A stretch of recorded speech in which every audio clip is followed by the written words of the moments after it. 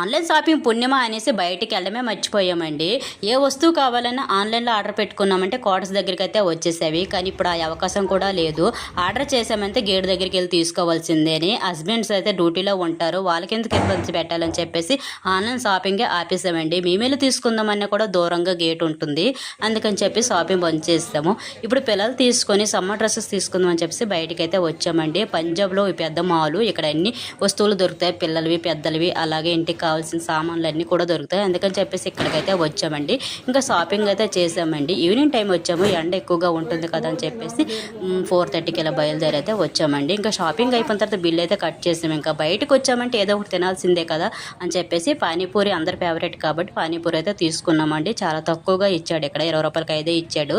ఇంకా పానీపూరి తిన్న తర్వాత ఇంకా అలా తిరుగుతూ పిల్లలకైతే చెప్పులు కావాలని చెప్పేసి చెప్పులు అయితే తీసుకున్నామండి. ఇంకా మా ఫ్రెండ్ అయితే ఇక్కడ బొమ్మలు పెట్టుంటే వాళ్ళ బాబాయ్ బొమ్మలు కావాలని ఏడ్చాడండి. తనైతే తీసుకుంది బొమ్మలు. ఇక్కడ ఇంకా పిల్లలు బొమ్మలు చూస్తే ఆపుతారు, ఆ బొమ్మలు అయితే తీసుకోవాల్సిందే, కంపల్సరీగా తీసుకున్నాము. ఇంకా అలా తిరుగుతుండలోగా టైం అయితే అయిపోయింది. గేట్ దగ్గరికి అయితే 7:30 లోపు వెళ్ళిపోవాలి.